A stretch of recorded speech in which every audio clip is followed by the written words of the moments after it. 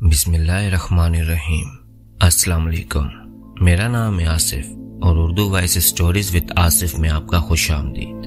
دوستو، آج کی اسٹوری بہت زیادہ خوفناک ہونے والی ہے، اس کو لازمی سنیے گا۔ یہ اسٹوری مجھے کسی نے بھیجی نہیں ہے، یہ میں نے کہیں پڑھی ہے اور مجھے اچھی لگی، تو میں نے سوچا کیوں نہ آپ سب لوگوں کے ساتھ بھی شیئر کی جائے۔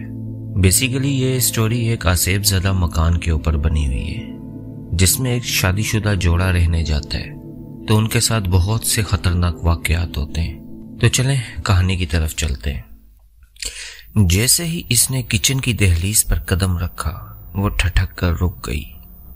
سامنے چولہے کے پاس کوئی عجیب سی چیز پڑی تھی۔ وہ دھیرے دھیرے قدم بڑھاتی آگے بڑھی تو بے اختیار خوف کی ایک لہر اس کی رگوں پہ سرایت کر گئی۔ چولہے کے پاس ایک بڑے سائز کی چمگادڑ بے حس و حرکت پڑی تھی۔ وہ اتنی بڑی چمگادڑ تھی کہ اس نے کبھی اپنی زندگی میں اتنی بڑی چمگادڑ نہیں دیکھی تھی۔ وہ الٹے قدموں واپس کچن کی دہلیز پر آئی، ایک ہاتھ سینے پر رکھے اسے دیکھنے لگی۔ کالی سیاہ وہ بدصورت چمگادڑ آخر کہاں سے آ سکتی ہے؟ کچن کے روشن دان پر جالی لگی ہوئی تھی۔ کچن سے باہر نکل کر اس نے ہر طرف جائزہ لیا، تمام کھڑکیوں اور روشن دانوں پر جالی تھی، تو یہ چمگادڑ آخر کہاں سے؟ نسرین خالہ کدھر ہو؟ جلدی کچن میں آؤ، وہ چلائی۔ خالہ ہاتھ میں جھاڑو پکڑے بھاگی بھاگی آئی۔ وہ دیکھیے۔ اس کے اشارے کرنے پر خالہ کچن کی طرف بڑھی۔ قریب جا کر جانچتی نظروں سے وہ غور سے دیکھنے لگی۔ خالہ قریب نہ جائیں، کہیں یہ آپ کو نقصان نہ پہنچا دے۔ وہ کچن کی دہلیز پر کھڑی ہی ہدایات دے رہی تھی۔ ارے کچھ نہیں ہوتا بی بی جی، یہ کہہ کر خالہ آگے بڑھی۔ ہاتھ بڑھا کر انگلی سے جیسے ہی اس نے چمگادڑ کو چھوا تو اگلے ہی لمحے وہ چمگادڑ حرکت میں آئی اور تیزی سے پھڑپھڑاتی ہوئی نادیہ کے کندھے کو چھوتی ہوئی کچن سے باہر نکل گئی۔ اس کا تو دل اچھل کر حلق میں آ گیا اور چمگادڑ کندھے کو چھوتے ہی جیسے اس کی جان نکل گئی۔ کچن سے نکل کر وہ چمگادڑ کہاں غائب ہوئی، اس کی فکر اس وقت کسے تھی؟ نادیہ کی ایک زوردار چیخ نکلی اور وہ کچن میں اپنی جگہ کھڑی کی کھڑی رہ گئی۔ اس نے فوراً اپنے شوہر احمر کو فون کیا، مگر وہ اپنے باس کے ساتھ کسی میٹنگ میں ہونے کی وجہ سے فوراً نہ آ سکا۔ حواس کچھ بحال ہوئے تو اس نے خالہ کے ساتھ مل کر گھر کا کونا کونا چھان مارا، مگر وہ چمگادڑ تو یوں غائب ہوئی تھی جیسے سرے سے وہاں آئی ہی نہ ہو۔ آخر چمگادڑ گئی تو گئی کہاں؟ تھک ہار کر وہ صوفے پر بیٹھ گئی۔ خالہ پاس ہی نیچے کارپیٹ پر بیٹھ گئی۔ میں نے تو اس چمگادڑ کو کچن سے نکلتے ہی دیکھا تھا، اس کے بعد پتہ نہیں وہ چمگادڑ کہاں گم ہو گئی۔ نادیہ صوفے پر بیٹھی بڑبڑا رہی تھی۔ اتنے میں خالہ بولی، بی بی جی آپ پریشان نہ ہو، آپ لوگوں کے آنے سے پہلے یہ گھر کچھ عرصے بند رہا تھا اور بند گھروں میں ایسی ویسی چیزیں نکل آتی ہیں۔ خالہ کی اس دلیل پر اس نے گھور کر خالہ کو دیکھا، کیونکہ پچھلے 2 دن سے وہ خالہ کے ساتھ مل کر اس گھر کو صاف کر کر کے ہلکان ہو گئی تھی، اور یہی وجہ تھی کہ اب گھر شیشے کی طرح چمک رہا تھا اور چمگادڑ کسی سوالیہ نشان کی طرح ہی رہی۔ وہ کہاں سے آئی اور کہاں چلی گئی، یہ معاملہ حل نہ ہو سکا۔ نادیہ اور احمر کو اس گھر میں شفٹ ہوئے 3 ہی دن ہوئے تھے۔ لاہور اندرون شہر کے ایک محلے میں انہیں یہ مکان کافی سستے داموں مل گیا تھا۔ ابھی انہیں اس مکان میں آئے 1 دن ہی ہوا تھا۔ اگلے دن صبح صبح دروازے کی گھنٹی بجی اور پھر دروازہ زور زور سے بجایا جانے لگا۔ ان کے اس گھر میں شفٹ ہونے کے بعد وہ پہلی اجنبی دستک تھی۔ نادیہ نے دروازہ کھولنے سے پہلے پوچھنا ضروری سمجھا، کیونکہ احمر اس وقت آفس کے لیے نکل چکے تھے اور نادیہ گھر میں اکیلی تھی۔ دروازہ کھولیں بی بی جی، میں ہوں نسرین، ایک زنانہ آواز آئی۔ اس نے پرسوچ انداز میں بند دروازے کو دیکھا۔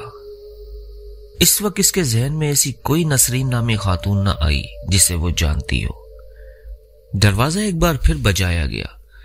اس نے تھوڑا سا دروازہ کھول کر باہر جھانکا تو درمیانی عمر کی ایک عورت نے نرم مسکراہٹ کے ساتھ سلام کیا۔ سلام بی بی جی، میرا نام نسرین ہے، ویسے مجھے سب خالہ خالہ کہتے ہیں۔ آپ لوگ شاید یہاں نئے شفٹ ہوئے ہیں، آپ سے پہلے جو باجی یہاں رہتی تھی وہ تو مجھے اچھی طرح جانتی تھی۔ میں اس گھر میں صفائی کرتی تھی، بلکہ کپڑے برتن سب کچھ کرتی تھی۔ محلے داروں سے مجھے پتا لگا کہ یہ گھر پھر سے آباد ہو گیا ہے، اور سوچا کہ آپ سے پوچھ لوں آپ کو گھر کے کام کاج کے لیے کسی عورت کی ضرورت ہے؟ بی بی جی، میں بیوہ عورت ہوں اور یہی کام کر کے اپنے بچوں کا پیٹ پالتی ہوں۔ پہلے تو نادیہ چپ چاپ سنتی رہی، پھر بولی، خالہ یا محلے میں آپ کس گھر میں کام کرتی ہیں؟ یہ جو گلی کے کونے پر سبز گیٹ والا گھر ہے نا، وہ باجی فرحت کا ہے اور میں وہیں کام کرتی ہوں۔ آپ بے شک اپنی تسلی کروا لیں، میں جانتی ہوں آج کل حالات بہت خراب ہیں اور انجان بندے پر اعتبار بھی نہیں کیا جا سکتا، لیکن بی بی جی میں کوئی ایسی ویسی عورت نہیں ہوں۔ ارے نہیں، ایسی کوئی بات نہیں خالہ، نادیہ شرمندہ سی ہو گئی۔ ٹھیک ہے خالہ، آپ آج دوپہر سے ہی کام پر آ جائیے، یہ کہہ کر وہ دروازہ بند کر کے اندر آ گئی۔ وہ عورت اسے شریف اور ضرورت مند لگی تھی، مگر دل ہی دل میں اس نے سوچ رکھا تھا کہ وہ فرحت باجی کی طرف جا کر تصدیق ضرور کرے گی، کیونکہ آج کل کے دور میں کسی انجان پر اعتبار کرنا واقعی ہی بہت مشکل تھا۔ دوپہر کو خالہ آ گئی اور بڑی دل جمی سے نادیہ کے ساتھ گھر کا کام کروایا۔ شام کو وہ اتنا تھک چکی تھی کہ وہ نسرین خالہ کے بارے میں پوچھنے فرحت باجی کے پاس نہ جا سکی، سو اس نے وہ کام اگلے دن پر چھوڑ دیا۔ اگلے دن احمر کے آفس جانے کے چند گھنٹوں بعد ہی چمگادڑ والا واقعہ ہو گیا، جس سے لے کر نادیہ خاصی پریشان تھی۔ ویسے خالہ ایک بات بتائیں، یہ گھر کب سے بند ہے؟ بی بی جی کافی عرصے سے بند پڑا تھا، کوئی گاہک ہی نہیں لگتا تھا اس کا، محلے والے تو سب جانتے ہی تھے، کیونکہ خالہ بولتے بولتے اچانک خاموش ہو گئی۔ کیا مطلب؟ کیا جانتے تھے محلے والے؟ اور آپ اچانک بتاتے بتاتے رک کیوں گئی ہیں؟ پتہ نہیں بی بی جی آپ ایسی باتوں پر یقین کرتی ہیں یا نہیں، مگر حقیقت تو یہی ہے کہ یہاں کئی لوگ آئے اور کئی لوگ گئے۔ آپ سے پہلے جو رابعہ باجی یہاں رہتی تھی، ان کے ساتھ بہت ہی برا ہوا، خدا جھوٹ نہ بلوائے، کئی عجیب و غریب واقعات تو میری آنکھوں کے سامنے رونما ہوئے تھے۔ یہ بتاتے بتاتے خالہ نادیہ کے قریب کھسک آئی اور بالکل آہستہ آہستہ اور آنکھیں ادھر ادھر گھما کر ایسے بول رہی تھی جیسے ان کو ڈر ہو کہ کوئی اور نہ سن لے۔ نادیہ تو تہل کر رہ گئی اور ڈرتے ڈرتے پوچھا کہ خالہ کس قسم کے واقعات؟ لوگ کہتے ہیں یہ گھر آسیب زدہ ہے، یہاں کوئی زیادہ دن نہیں ٹکتا، بڑے بڑے نقصان اٹھائے ہیں ان لوگوں نے جو یہاں رہ کر گئے ہیں۔ میں نے تو خود اپنی آنکھوں سے دیکھا تھا، رابعہ باجی نے اپنے تینوں بچے کھو دیے۔ ہائے بیچاری رابعہ، مجھے تو بڑا ترس آتا تھا ان کی حالت پر، وہ تو اپنے بچوں کو کھو کے پاگل سی ہو گئی تھی۔ خالہ نے یہ سب ایک ہی سانس میں بول دیا اور سانس لینے رکی اور فوراً سے نادیہ سے پوچھا، یقیناً یہ گھر آپ کو بڑے سستے داموں ملا ہوگا؟ ہاں مگر، نادیہ نے گھبرائی ہوئی آواز میں اتنا ہی کہا تھا کہ خالہ دوبارہ بول پڑی، بی بی جی پہلے تو گھر کی دیواروں پر خون کے چھینٹے گرتے رہے، بڑے بڑے عامل حضرات کو لایا گیا، مگر قسمت میں جو لکھا ہو وہ تو ہو کر ہی رہتا ہے۔ پھر ایک رات اچانک رابعہ باجی کے تینوں بچے غائب ہو گئے۔ بڑا بیٹا 10 سال کا تھا، بیٹی 8 سال کی اور سب سے چھوٹا بیٹا 5 سال کا تھا۔ ہائے معصوم بچے، آج بھی سوچتی ہوں تو کلیجہ منہ کو آتا ہے۔ کیا مطلب؟ نادیہ صوفے سے اچھل پڑی۔ کیا رات وہ تینوں بچے گھر سے غائب ہو گئے؟ نادیہ نے تو اپنے سینے پر ہاتھ رکھ لیا اور خوف سے ڈر گئی۔ جی بی بی جی، رات کو وہ کمرے میں سوئے تھے، صبح جب ان کو کمرے میں دیکھا تو وہ غائب تھے۔ دونوں میاں بیوی نے انہیں پاگلوں کی طرح ڈھونڈا، پورا گھر چھان مارا، مگر بچے تو کہیں نہ ملے۔ لیکن گھر کے پچھلے صحن کا نقشہ ہی کچھ اور تھا۔ صحن میں ایک ساتھ لائن میں 3 قبریں بنی ہوئی تھی۔ کیا؟ نادیہ کے منہ سے بے اختیار چیخ نکلی۔ بی بی جی آگے تو سنیں۔ رابعہ باجی تو خوف سے وہیں بے ہوش ہو گئی۔ ان کے شوہر نے پاگلوں کی طرح آگے بڑھ کر قبریں کھود ڈالیں۔ ان کے تینوں بچے قبروں میں مردہ حالت میں پڑے تھے۔ اف کیا قیامت تھی جو ان دونوں پر ٹوٹی۔ خدا ایسا کسی دشمن کے ساتھ بھی نہ کرے، خالہ نے کانوں کو ہاتھ لگا کر کہا۔ اور نادیہ کی تو خوف سے بری حالت تھی۔ نادیہ نے زندگی میں پہلی بار اپنے بے اولاد ہونے پر شکر ادا کیا۔ بی بی جی، سنا ہے کہ کوئی ایسا زبردست عصیب ہے کہ یہاں کسی کو بسنے بھی نہیں دیتا۔ اس گھر میں جو بھی رہا برباد ہوا، خدا آپ لوگوں کی حفاظت کرے۔ سہمی بیٹھی نادیہ سانس روکے آنکھیں پھاڑے غور سے خالہ کی باتیں سن رہی تھی۔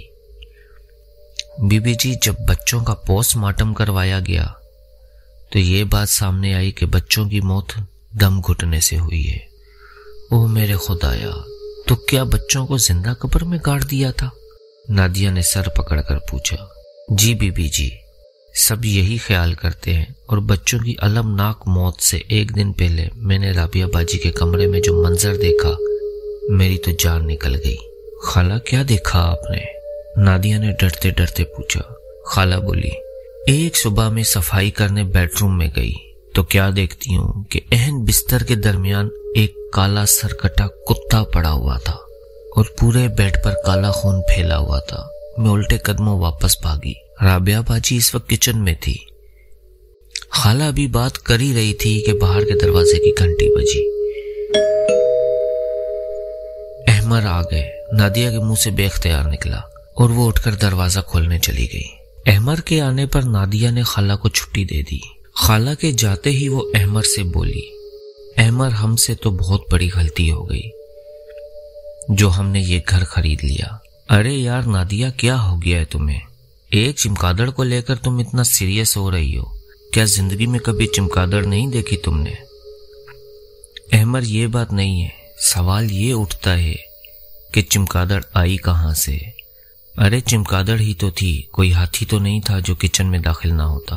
تم پڑھی لکھی عورت ہو، خواہ دل میں ایسے وہم کیوں پال رہی ہو؟ احمر نے اسے سمجھایا تو نادیہ نے خالہ کی ساری بات احمر کو بتا دی۔